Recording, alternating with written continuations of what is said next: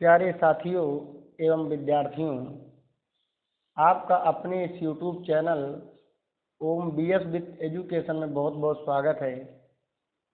जैसा कि आप देख रहे हैं, आज आपको रसायन विज्ञान कक्षा 12 की जो बोर्ड एग्जाम में जो बहुत महत्वपूर्ण प्रश्न आते हैं उनकी सीरीज पार्ट 4 आज आपको बताई जा रही है, जिसमें आपको लेसन नंबर 2 बिलियन के न्यूमेरिकल आपको कराए जाएंगे। इसके पहले वीडियो में आपको लेसन नंबर 1 ठोस अवस्था के न्यूमेरिकल करा दिए गए और सभी बहुविकल्पी प्रश्न जो आते हैं किस तरीके के वो भी वीडियो करा दे दिए गए हैं आपको। और आज आपके लेसन नंबर 2 के न्यूमेरिकल, फिर लेसन नंबर 3 के न्यूमेरिकल, फिर लेसन नंबर 4 के न्यूमेरिकल, इसके बाद जो इम्पोर्टेंट लॉन्ग आंसर आते हैं वो कराए जाएंगे। तो आइए चलते हैं सवाल की ओर। प्रिय साथियों, लेसन नंबर 2 के अंतर्गत जो न्यूमेरिकल आते हैं उनमें महत्वपूर्ण जो न्यूमेरिकल हैं वह आपके मोलरता के नंबर 2, नॉर्मलता और मोललता, इसके बाद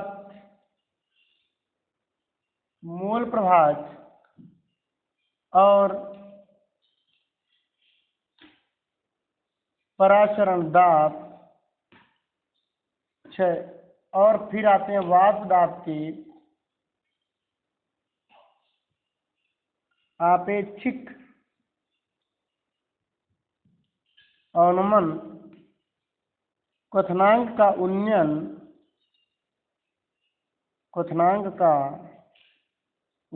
और 8 हिमांक में अवनमन। इनके न्यूमेरिकल आपको पेपर में आते हैं, बोर्ड एग्जाम में आते हैं। इन्हीं की तैयारी कराई जाएगी और इन सबसे पहले आपको इनमें मोलरता की जो तैयारी है, अर्थात जो मोलरता के न्यूमेरिकल हैं वो आपको पढ़ाए जाएंगे। तो सबसे पहले आप याद रखेंगे कि आपको मोलरता के न्यूमेरिकल पढ़ाए जाएंगे। हम सबसे पहले पढ़ेंगे मोलरता के न्यूमेरिकल।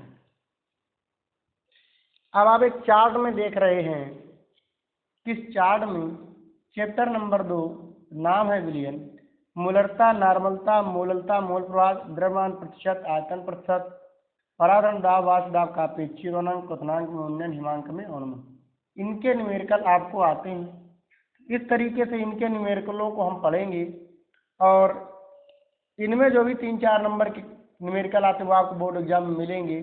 आप हमारे साथ जुड़े रहेंगे तो आपको अच्छे से अच्छे रसायन विज्ञान पेपर आने से पहले आपको तैयारी करा दी जाएगी। देखिए, आपसे पहला सवाल पूछा गया है, सोडियम कार्बोनेट के 0.2 m बिलियनों के 500 ml बनाने के लिए इसके कितनी मात्रा की आवश्यकता होगी। तो प्यारे बच्चों, सवाल में सबसे पहले हम ये देखेंगे हमारा क्या दिया गया है और क्या हमको निकालना है। तो आप देख रहे होंगे सोडियम कार्बोनेट के 0.2 m। तो यहाँ पर हमें दिया गया है Na2CO3। अब ये कैपिटल M पीछे बना है, तो प्यारे बच्चों कैपिटल M को हम मोलरता से दर्शाते हैं। तो जो मोलरता होती है उसे हम कैपिटल M से दर्शाते हैं, अर्थात Na2CO3 की मोलरता हमको दी गई है 0.2 m। आप याद रखेंगे कैपिटल M काय का प्रतीक है, कैपिटल M मोलरता का प्रतीक है। के बिलियनों के 500 ml, बिलियन का आयतन दिया गया है प्यारे बच्चों, बिलियन का आयतन हमें दिया गया है 500 ml। बनाने के लिए कितनी मात्रा की आवश्यकता होगी हमसे पूछा गया है, Na2CO3 की मात्रा हमसे पूछी गई है। तो आप देखेंगे क्या दिया गया है, सबसे पहले वो लिखेंगे। इसके बाद आप देख रहे होंगे यहाँ मोलरता की बात है, तो प्यारे बच्चों जो सूत्र लगेगा वो मोलरता का ही सूत्र लगेगा। तो हम यहाँ सूत्र लगाएंगे, मोलरता बराबर विलेय की मात्रा बटे विलेय का अणुभार और सबके बटे आयतन लीटर में। तो आपके पास देखिए मोलरता दी गई है, विलेय की मात्रा हमको निकालनी है, आयतन हमारा दिया गया है। अब ये आयतन ml में है, लेकिन सूत्र में हमें आयतन काहे में रखना होता है, लीटर में। तो ml को लीटर में बदलने के लिए 1000 का भाग दे देंगे तो यह आ जाएगा 5/10 लीटर, या इसको भी सरल कर देंगे तो आ जाएगा 1/2 लीटर। अब आप देख रहे होंगे अणुभार हमारे पास नहीं है, तो हम लगाएंगे Na2CO3 का अणुभार। तो प्यारे बच्चों, अणुभार निकालने के लिए ये सोडियम है, तो सोडियम का परमाणु भार होता है 23 प्लस इसमें 2 का गुणा है, तो हम इसमें 2 का गुणा कर देंगे क्योंकि Na2 लिखा है। C होता है परमाणु क्रमांक 6 और इसमें भी 2 का गुणा अपनी तरफ से आप याद रखेंगे। किसी भी यौगिक का अणुभार या तत्व का अणुभार निकालने के लिए उसके परमाणु क्रमांक में हम 2 का गुणा अपनी तरफ से कर देते हैं। जैसे आप देख रहे हैं Na था, Na का परमाणु क्रमांक 11, लेकिन Na का परमाणु भार 23 होता है तो हमने 23 रख दिया है। नहीं यदि दिया जाता है सवाल में तो आप इसके परमाणु क्रमांक में 2 का गुणा कर देंगे। 2 का गुणा इसमें था चूंकि Na2CO3 तो हमने 2 का गुणा और कर दिया। फिर कार्बन 6 परमाणु क्रमांक होता है, 2 का गुणा अपनी तरफ से। ऑक्सीजन है, ऑक्सीजन का परमाणु क्रमांक 8, 3 उसमें लगा है उसका गुणा प्लस 2 का गुणा अपनी तरफ से करेंगे, तो 23 दूनी 46 प्लस 12 प्लस 8 का 24 दूनी 48, तो ये हमारे पास आ गया 8 2 10 6 16, 4 1 5 4 9 1 10 106। तो सोडियम कार्बोनेट का जो परमाणु भार निकला या अणुभार जो निकला वो निकला 106। 8 2 10 6 16, 4 1 5 4 9 1 10। अब हम सूत्र में लगाते हैं, तो मोलरता हमारी दी गई है 0.2, विलेय की मात्रा को हमने मान लिया x, यहाँ लिख लेते हैं मात्रा पूछी गई है, विलेय की मात्रा हमने मान ली x, तो x बटे अणुभार हमारे पास आया है 106। इसके बाद आयतन लीटर में आया है 5/10, तो पहली चौथी का गुणा हो जाता है, तो 0.2, इस 0.2 में दशमलव काटेंगे तो उसके नीचे 1 आ जाएगा और दशमलव के बाद 1 अंक है तो एक 0 बढ़ जाएगा। ये हो गया 10x/5 × 106। तिर्यक गुणा कर देंगे इसमें प्यारे साथियों। इसके बाद आप देख रहे होंगे गुणा होगा इसका, तो ये हमारा हो जाएगा 2 पंचे 10, 5 से 5 खत्म हो जाएगा, हमारे पास आ जाएगा 10x बराबर 106, अर्थात x बराबर 106/10, ये आ जाएगा 10.6 ग्राम। तो प्यारे बच्चों, इस तरीके से ये हमें आंसर प्राप्त हो गया। आप देखेंगे जैसे यहाँ हमसे मोलरता दी गई थी तो मात्रा पूछी गई, तो आप सूत्र को देखिएगा, इन 1 2 3 चीज़ें और 4 चीज़ें आती हैं, इनमें कोई 3 दी जाएंगी और 1 पूछी जाएगी, तो आप इस तरीके से ये सवाल लगाएंगे। चलिए दूसरे सवाल की ओर। तो आप देख रहे होंगे अगला सवाल है, 15 ग्राम KCl को 1 लीटर जल में घोला गया, विलयन की मोलरता क्या होगी। इसके पहले वाले सवाल में हमसे मोलरता दी गई थी, मात्रा पूछी गई थी, अब की बार मात्रा दी गई है और मोलरता पूछी गई। तो पोटेशियम क्लोराइड की बात है तो KCl की मात्रा क्या दी गई है, KCl की मात्रा दी गई है हमसे 15 ग्राम। विलयन का जो आयतन दिया गया है, आयतन हमारा दिया गया है 1 लीटर और हमसे पूछी गई है मोलरता।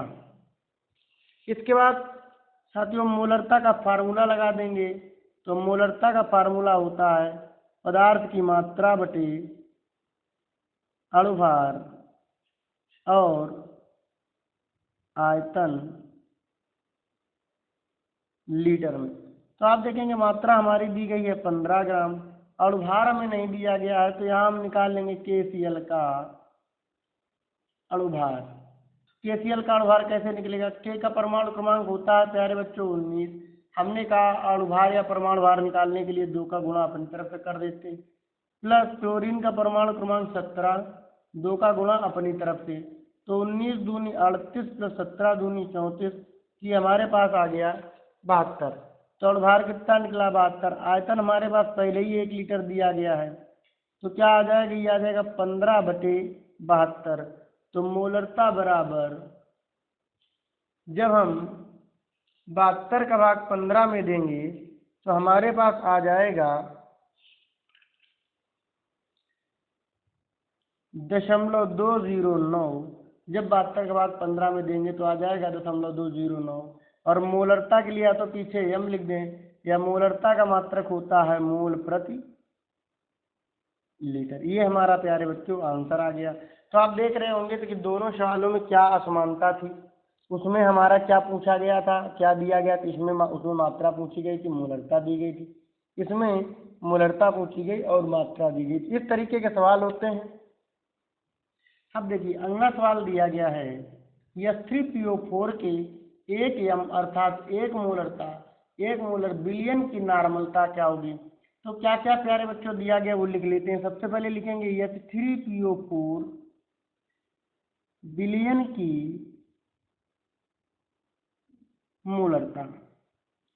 अब आप देख रहे होंगे मोलरता, क्योंकि जब यम लगा है कैपिटल यम, हमने आपको बताया कि कैपिटल यम जो होता है वो मोलरता का प्रतीक होता है, इसलिए मोलरता हमको दी गई है 1 यम। हमसे पूछी गई है बिलियन की नॉर्मलता क्या होगी, बिलियन की नॉर्मलता यन बराबर हमसे पूछा गया। तो जब मोलरता दी जाए और नॉर्मलता पूछी जाती है तो बहुत सरल सवाल होता है प्यारे बच्चों, कुछ नहीं उसमें करना होता है। उसमें केवल क्या करना होगा, हमें सूत्र लगाना है मोलरता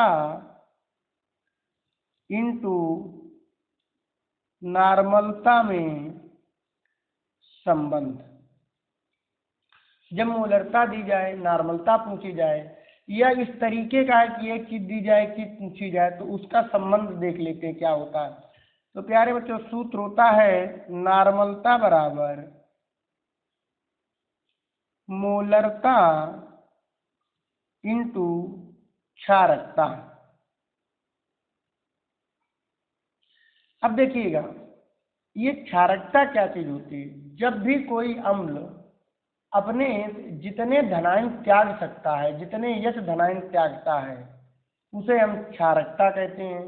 और जितने भी कोई क्षार अपने से OH ऋणायन त्याग सकता है उसे हम अम्लीयता कहते हैं। तो आप देखिएगा नॉर्मलता बराबर मोलरता हमारी दी गई है 1, क्षारकता हमारे पास हो जाएगी 3, तो नॉर्मलता आ गई 3। और नॉर्मलता को कैपिटल एन से प्रदर्शित करते तो चाहे कैपिटल एन कर दीजिए, नहीं तो इसका मात्रक होता है तुल्यांक प्रति लीटर। ये नॉर्मलता का मात्रक होता है, तो आप इस तरीके से कर देंगे। अब ये समझ लो कि ये क्षारकता हमने 3 कैसे रख दी। तो प्यारे बच्चों H3PO4 है, H3PO4। तो ये जो है H3PO4 अपने पास से 3 OH संरचना में 3 OH त्यागता है, तो ये अम्लीयता हो जाएगी। थोड़ा ध्यान देना, अम्लीयता हो जाएगी। कहने का मतलब ये होता है कि जब भी कोई अम्ल, ये ऑर्थोफॉस्फोरिक अम्ल, जब भी कोई अम्ल अपने से जितने, तो आप देख रहे हैं कि नॉर्मलता और मोलरता इंटू क्षारकता, थोड़ा कंफ्यूजन था, दूर कर लिया। नॉर्मलता बराबर होता है मोलरता इंटू क्षारकता। क्षारकता क्या चीज होती है, जब भी कोई अम्ल से जितने भी हमारे OH ऋणायन जाते हैं उसको हम क्षारकता कहते हैं। तो यहाँ से H3PO4 3 OH ऋणायन जाएंगे, इसलिए इसकी क्षारकता कितनी हो जाएगी, 3 हो जाएगी। इस तरीके से हमारा आंसर आ गया। अब देखिए अगला सवाल है 5 लीटर 0.2 मोलर NaOH विलयन बनाने के लिए आवश्यक NaOH के मोलों की संख्या क्या होगी। तो सबसे पहले हम ध्यान देंगे क्या क्या दिया गया है। 5 लीटर अर्थात विलयन का आयतन दिया गया है 5 लीटर, और NaOH की मोलरता दी गई है, NaOH की मोलरता बराबर 0.2 m और हमसे पूछा गया NaOH के मोलों की संख्या, NaOH की मोलों की संख्या हमसे पूछी गई।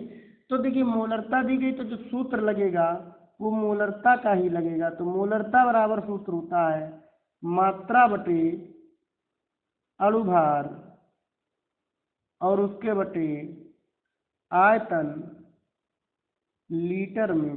तो प्यारे बच्चों जो ये मात्रा बटे अणुभार होता है यही मोलों की संख्या होती है, अर्थात मोलों की संख्या बटे आयतन लीटर में। आप याद रखेंगे कि मोलों की संख्या बराबर सूत्र होता है पदार्थ की मात्रा बटे अणुभार। तो मोलरता हमको कितनी दी गई 0.2। मोलों की संख्या हमको निकालनी है तो मोलों की संख्या को हम n से व्यक्त करते तो स्मॉल n लिख लिया। आयतन लीटर में, आयतन हमारे पास है 5, तो हमने इसमें कितने का गुणा कर दिया, 3 गुणा कर दिया। तो n बराबर आ गया 5 दूनी 10, यानी मोलों की संख्या निकली 1 मोल। इस तरीके से आप देखेंगे कि सवाल किस किस तरीके से आता है और किस किस तरीके से पूछा जाता है। चलिए अगले सवाल की ओर। अगला सवाल आया है शुद्ध जल की मोलरता क्या होगी। तो प्यारे बच्चों याद रखिएगा जब कुछ भी नहीं दिया जाता तो शुद्ध जल, जैसे पूछा गया शुद्ध जल की मोलरता, तो आप याद रखेंगे जो आयतन होगा वो हमारे पास होगा 1 लीटर आप मान करके चलेंगे, अर्थात 1000 ml। 1000 ml बिलियन का आयतन मान करके चलेंगे। और जल की मोलरता बराबर सूत्र लगेगा, जल की मोलरता बराबर सूत्र वही रहेगा जल की मात्रा बटे अणुभार आयतन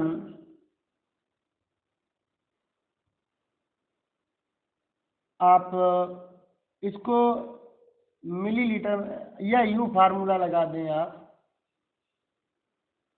आयतन ml में बटे अणुभार।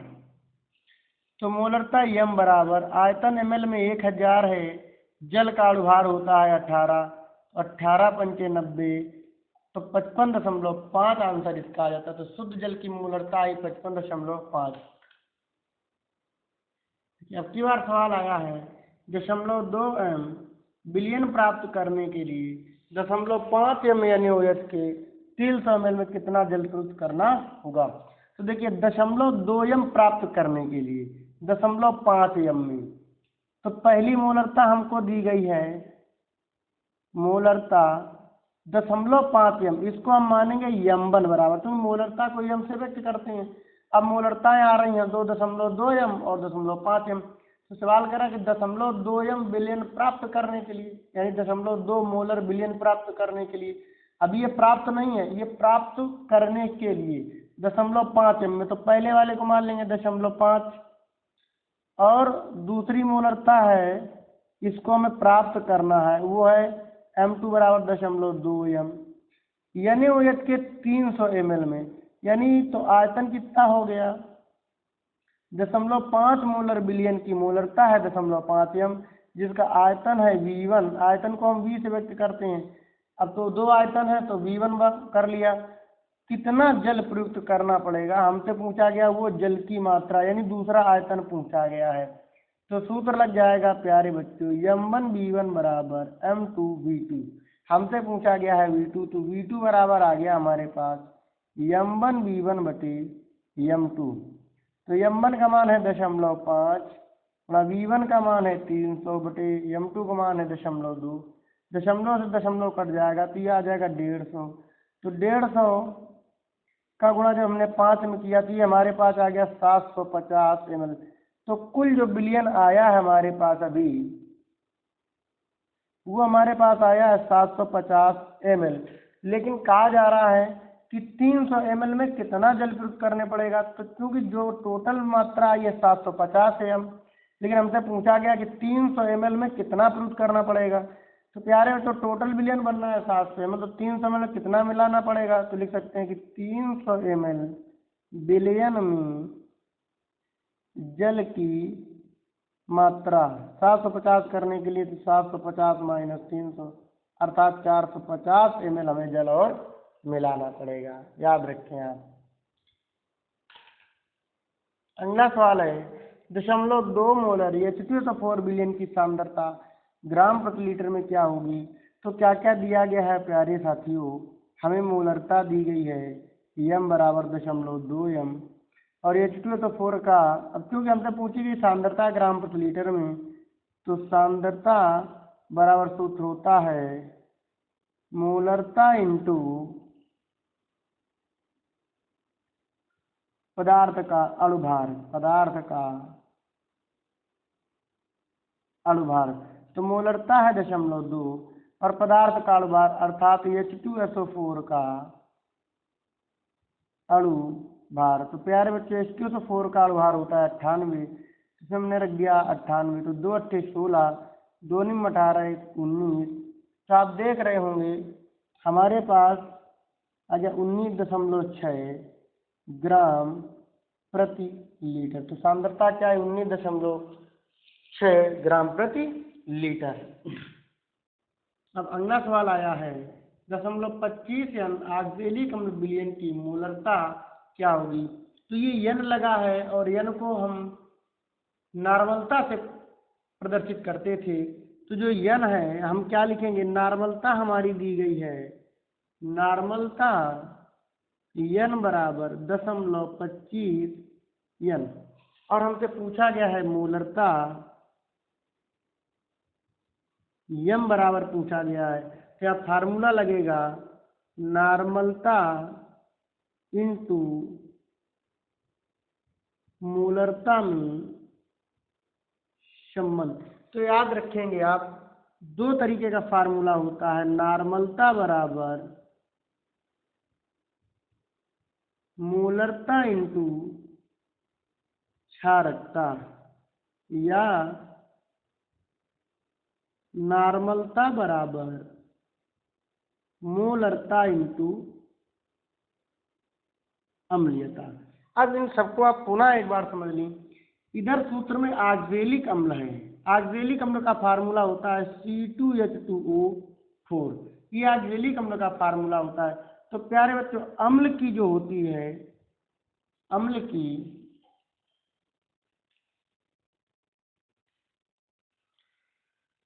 की क्षारकता होती है और क्षार की अम्लीयता होती है, अम्लीयता होती। तो आपके पास ऑक्जेलिक अम्ल है, इसलिए क्या रहेगी, क्षारकता रहेगी। तो नॉर्मलता बराबर मोलरता 0.25 और इसकी क्षारकता हो जाएगी 2। तो 25 दूनी 50 अर्थात हमसे मोलरता पूछी गई। अच्छा हमसे मोलरता पूछा गया है, मोलरता ज्ञात करनी है तो थोड़ा गलत हो गया। आप देख रहे होंगे कि नॉर्मलता बराबर मोलरता इंटू क्षारकता, नॉर्मलता हमारी दी गई है 0.25 और मोलरता इंटू क्षारकता 2। तो 2 का भाग इधर हो जाएगा, तो मोलरता बराबर 0.25/2, तो 0.2 एकम 2, तो 4 2 0.125 और मोलरता का मात्रक मोल प्रति लीटर। अब आप सोच रहे होंगे ये क्षारकता कैसे आई। तो प्यारे बच्चों जो अम्ल है ऑक्जेलिक अम्ल C2H2O4, तो कोई अम्ल जलीय विलयन में जितने H धनायन त्याग सकता है ये उसकी क्षारकता कहलाती है। तो प्यारे बच्चों जो C2H2O4 है वो 2 H धनायन त्याग सकता है ना। तो ये 2 H धनायन त्याग सकता है, CO2 का होल ट्वाइस और 2H इस तरीके से। तो जब भी कोई अम्ल जलीय विलयन में जितने H धनायन त्याग सकता है वो संख्या क्षारकता कहलाती है, और जब भी कोई क्षार जलीय विलयन में जितने OH ऋणायन त्याग सकता है वो उसकी अम्लीयता कहलाती है। तो प्यारे बच्चों मोलरता से संबंधित, नॉर्मलता से संबंधित इस तरीके के क्वेश्चन आते हैं। और एक बहुत प्रमुख क्वेश्चन है जो बहुत ही इम्पोर्टेंट है वो है घनत्व से संबंधित। आइए उसको भी देख लेते हैं। तो देखिए सवाल दिया गया है 96% H2SO4 आयतन का आपेक्षिक घनत्व 1.84 है, इस विलयन की मोलरता ज्ञात कीजिए। तो समझो 96% H2SO4 भार की दृष्टि से, तो H2SO4 की मात्रा क्या हो गई प्यारे बच्चों, H2SO4 की मात्रा हो गई 96 ग्राम, और संपूर्ण विलयन का भार कितना होगा 100 ग्राम। तो 100 ग्राम में जब H2SO4 अर्थात विलायक 96 ग्राम हो गया, संपूर्ण भार 100 ग्राम, H2SO4 का अणुभार होता है 98, घनत्व दिया गया है 1.84। तो आयतन चूंकि हमसे पूछा गया मोलरता, तो मोलरता बराबर सूत्र होता है विलेय की मात्रा बटे अणुभार इंटू आयतन लीटर में। तो विलेय की मात्रा हमको प्राप्त हुई, विलेय की मात्रा हमारी दी गई है 96% H2SO4, तो 96% विलेय की मात्रा हो गई, विलेय का अणुभार भी हो गया, आयतन हमको प्राप्त नहीं है। तो जब घनत्व दिया जाएगा तो आयतन बराबर सूत्र होता है भार बटे घनत्व। तो विलयन का संपूर्ण भार कितना रहेगा 100, घनत्व 1.84, जब इसका भाग दिया तो आया 54.34। तो मोलरता बराबर विलेय की मात्रा 96 बटे विलेय का अणुभार 98 तथा आयतन लीटर में, तो ये आया हमारा ml में, लीटर में बदलने के लिए 1000 का भाग दे दिया, तो 54.34 बटे 1000, पहली चौथी का गुणा हो गया 96 इंटू 1000 बटे 54.34 इंटू 98, और हल करने से जो आया वो आया 18.2। इस तरीके के नॉर्मलता के जो भी सवाल थे वो इस तरीके, मोलरता के जो सवाल थे तो वो इस तरीके से समाप्त होते हैं, और नेक्स्ट अगले सवाल नेक्स्ट वीडियो में आपको मिलेंगे। और आज के लिए बस इतना काफ़ी। यदि आपको ये वीडियो पसंद आई हो तो आप लाइक करें, कमेंट करें, शेयर सब्सक्राइब करें। धन्यवाद।